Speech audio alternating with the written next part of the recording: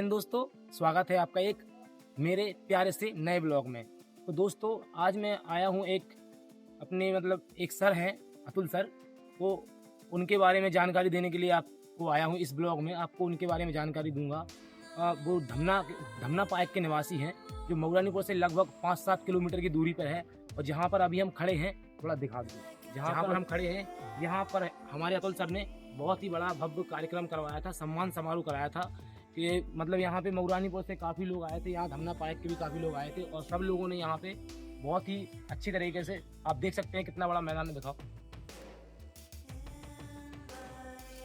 यहाँ पे अतुल सर ने बहुत अच्छा कार्यक्रम करवाया था। अभी अतुल सर 5 मिनट में आने वाले हैं, तो हम उनसे ही पूछेंगे कि आपने यहाँ पे क्या कार्यक्रम कराया था और इवेंट कराने का मेन पर्पस क्या था आपका। तो अतुल सर अभी 2 मिनट में आ रहे हैं और मिलते हैं आपको अतुल सर के साथ। तो हमारे अतुल सर आ चुके हैं। पहले तो हम अपनी तरह से बात करेंगे थोड़ा सा। सर जैसा कि मैंने आपकी एक वीडियो देखी थी यूट्यूब पर कि आपने यहाँ धमना पाइक में एक सम्मान समारोह कराया है, तो जैसा कि मैंने देखा है, मेरे भी कई साथी हैं और आप भी मेरे साथी जैसे ही हैं, तो लोगों की जैसे नौकरी लग जाती है तो लोग शिफ्ट हो जाते हैं, चीजों के बारे में ज्यादा सोचते नहीं है। तो मुझे ये समझ में नहीं आया कि आपने ये क्यों किया, आपको इसकी प्रेरणा कहाँ से मिली, आपको ऐसा क्यों आया कि हम ये काम करें अपने गाँव के लिए या किसी भी चीज के बारे में। तो मैं थोड़ा सा आपसे पूछना चाहता हूँ। तो दरअसल बच्चों से मेरा बहुत लगाव है और ज्वाइनिंग से पहले मैंने इसी गांव में, यही जो स्कूल है यहाँ पर मैंने पढ़ाई की है 1 से 8 तक में, यही प्राइमरी स्कूल में, और ये उच्च प्राथमिक विद्यालय धमना पाइक जो इसमें ही पढ़ाई की है, प्राइमरी स्कूल। हाँ, प्राइमरी में, और ये सरकारी स्कूल में मैंने पढ़ाई की है। उसके बाद मैंने 12th मऊरानीपुर से किया है और 12th के बाद जब मऊरानीपुर में कौन से स्कूल? सेंट मैरिज स्कूल से पढ़ा है। और फिर उसके बाद हमने कोचिंग पढ़ाना शुरू किया। तो इस नौकरी से पहले हम कोचिंग पढ़ाते थे। अच्छा, आप कोचिंग पढ़ाई? तो कोचिंग टाइम में ये दिमाग में रहता था कि एक बच्चों से जब हमने हिस्ट्री, ज्योग्राफी, पॉलिटी और जो अन्य चीजें थी, उन चीजों के बारे में जब हमने पढ़ा कि बुक्स लेवल में या जो नॉलेज लेवल में जो चीजें हैं वो ऐसी हैं, अगर तो एक प्रमोशन जो चीजें आती थी कि डिस्ट्रिक्ट लेवल पे, स्टेट लेवल पे बच्चों को प्रमोट किया जाता है, सम्मान समारोह होता है, तो क्यों ना गांव लेवल के बच्चों के लिए प्रति वर्ष जो गांव के अच्छे रिजल्ट लेकर के बच्चे आ रहे हैं, हमें नहीं मतलब है कि वो 89-90 लेकर के आए, 95 लेकर, भले वो 70 लेके आए, 60 लेके आए, लेकिन जो टॉप के बच्चे हैं उनको अगर हम सम्मानित करेंगे तो उनको जो नीचे वाले हैं, जो अगली साल एग्जाम देने वाले हैं, तो उनको एक मोटिवेशन मिलेगा कि हमें हमें भी ऐसी तैयारी करनी चाहिए और आगे जाना चाहिए, हमें और आगे बढ़ना है। तो इसलिए ये मेरे दिमाग में कोचिंग टाइम में ये चलता था। कोचिंग टाइम में चलता था? हाँ, जब हम कोचिंग पढ़ाते थे बच्चों को, और गांव में बहुत मिनिमम फीस में 150 रुपए प्रति माह में हम पढ़ाते थे। आप 150 रुपए प्रति माह में? हाँ। कैसी, ये तो कुछ ज्यादा ही बात है, क्योंकि अगर मैं भी पढ़ाता हूँ अभी, तो 150 तो नहीं ले सकता, खुद का खर्चा नहीं चलेगा। 150 रुपए में 150 रुपए इसलिए लेते थे क्योंकि मैं पैसे के लिए नहीं पढ़ाता था बच्चों को, कि मेरा पर्पस, पैसे के लिए तो मैं भी नहीं, क्या है कि थोड़ा बहुत चाहिए, पर्पस नहीं होता था कि पैसा कमाना है, बस फीस इसलिए रखी जाती थी कि ताकि बच्चे को ये डिनोट हो कि आपको पैसा लग रहा है, आपको कोचिंग जाना है पढ़ने के लिए, बस ये रहता था, और वो उतना मैनेज हो जाता था, उसमें कोई दिक्कत नहीं पड़ती। तो आपने जो यहाँ पे करवाया है कार्यक्रम, तो इसमें किस को किस बच्चे को और किस स्टाफ के आदमी को सम्मानित किया गया है? इसमें ओवरऑल जो मैंने आपको जैसे अभी बताया कि जो मैं जब कोचिंग पढ़ाता तब ये बातें चलती थी, उसके बाद जब मेरी नौकरी लगी तो बच्चों के लिए मैंने ये प्रॉमिस करा था कि जब मुझे मौका लगी है, वो यूपी पुलिस कांस्टेबल। हाँ, यूपी पुलिस। तो आपकी ज्वाइनिंग कहाँ पर रहेगी? अभी हम हरदोई में पोस्टेड हैं, और इससे पहले कई सारे सीआरपीएफ में भी सिलेक्शन हुआ है, उसमें हमने ज्वाइनिंग नहीं ली थी, और एसएससी सीपीओ 2024 और दिल्ली पुलिस 2023 इनमें भी सिलेक्शन हुआ है। तो इनमें फाइनल स्टेज तक पहुंचते एग्जाम सारे क्वालिफाई हुए, एग्जाम सारे क्वालिफाई, वहां तक पहुंचते अभी रिसेंट में जो 2023 वाली जो पुलिस की भर्ती थी, उसमें हमारे उसमें एज अ कांस्टेबल हम काम कर रहे हैं हरदोई में। तो वहाँ कोचिंग टाइम में ये चीज चलती थी हमारे दिमाग में कि जब हमें कभी मौका मिलेगा, हम सक्षम होंगे, तो हम ये गांव में जरूर करवाएंगे। तो ट्रेनिंग के बाद जब हमारी छुट्टी लेकर के हम ट्रेनिंग कंप्लीट करने के बाद हमें जब मौका मिला, तो हमने हम इससे पीछे बहुत सारी टीम की मेहनत है, जिसमें मेरा मिल के बराबर, खाली एक सोच है और एक हाँ। सोच को एक डायरेक्शन देना और उसकी पूरी प्लानिंग करना मेरा नहीं, जो काम था, आपकी लेकिन ये उसको सोच एग्जीक्यूट है। लेवल पे, हाँ। ग्राउंड लेवल पे उतारना, उसमें बहुत सारी टीम का मेहनत है, मेरी पूरी टीम का सहयोग रहा है, तब जाकर के ये काम एक ऐतिहासिक गांव में एक पहला कार्यक्रम धन्ना पायक में आयोजित हो पाया है, वरना ये पॉसिबल नहीं था। क्या आप इस कार्यक्रम को आगे भी कंटिन्यू रखेंगे या अब आगे का ये पहल थी जो इसकी शुरुआत हो चुकी है, अब इससे बच्चे मोटिवेट हुए हैं, फीडबैक आ चुके हैं हमारे पास, सर लोगों ने बताया है, जो प्राइमरी स्कूल के टीचर्स थे इन्होंने हमें बताया है और बच्चों ने भी बताया है कि बच्चे इससे बहुत इंस्पायर हुए हैं।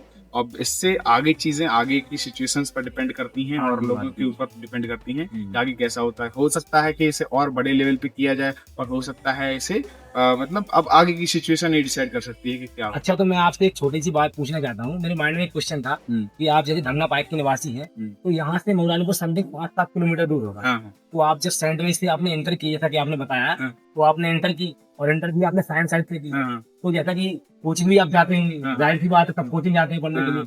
तो आप कैसे मतलब मेंटेन करते थे चीजों को, कैसे जाते थे? राजीव भाई, मैं आपको अगर बात बताऊं अपनी स्कूल टाइम की अगर बात बताऊं तो मैं यहाँ से साइकिल से जाता था। मतलब आप 5-7 किलोमीटर साइकिल से हाँ, जाते थे? साइकिल से डेली जाते थे और सुबह 7 बजे यहाँ से निकल जाते थे। सुबह 7 बजे हम 2 लंच बॉक्स लेकर के जाते थे। सुनने में थोड़ा अजीब लगेगा, हाँ। 2 लंच बॉक्स, एक बैग, स्कूल बैग और एक थैला हमारी साइकिल पर सामने टंगा रहता था। उसमें हमारी एक जोड़ी कपड़े रहते थे, एक जोड़ी चप्पल रहती थी और एक लंच बॉक्स रहता था। तो स्कूल हमारा 2 बजे तक चलता था। उसके बाद हम नगर पालिका में बैठे और वहाँ पर हमने ड्रेस चेंज की। नगर पालिका में जो लाइब्रेरी, हाँ, नगर पालिका की लाइब्रेरी, वहाँ जो वॉशरूम होता है, वहाँ हमने ड्रेस चेंज की अपनी और वहाँ पर हमने अपने थोड़ा बैठ के पढ़ाई की और अपना लंच किया। एक स्कूल में लंच हो गया, दूसरा लंच वहाँ कर लाइब्रेरी में हो गया। उसके बाद 3 से 4, 4 से 5, 5 से 6 कोचिंग पढ़ी और 6 से 7 अपने गांव में आए, यानी कि सुबह 6 बजे गांव से निकले। अच्छा, और गर्मियों शाम का को तो 7 ठीक है। बजे आए।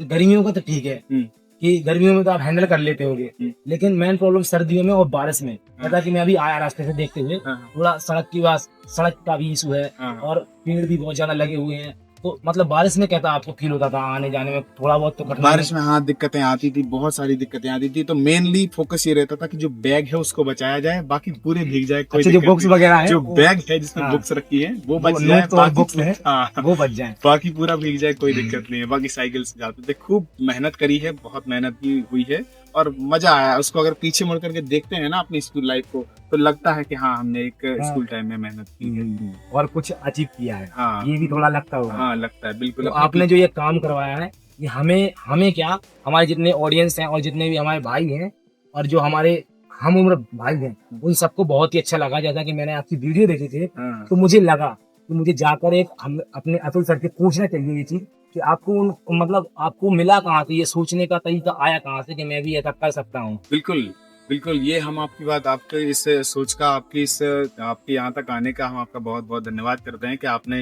इतना टाइम निकाल करके इस चीज को और लोगों तक पहुंचाने। मैं भी चाहता हूँ कि लोग चीजों को देखें, क्योंकि कई लोग ऐसे हैं जिनके पास बहुत पैसा है पर कुछ करना नहीं चाहते। पर मुझे ये समझ में नहीं आता कि क्या करेंगे इतने पैसे का। लोगों को आगे ले जाएं, थोड़ा सा जिसके पास नहीं है उसको थोड़ा सपोर्ट करें तो क्या ही होगा। देखो, अपनी चीज, आदमी का अपना फैक्टर होता है, अपनी सोच होती है, उसके लिए कौन सी चीज प्रायोरिटी मैटर करती है।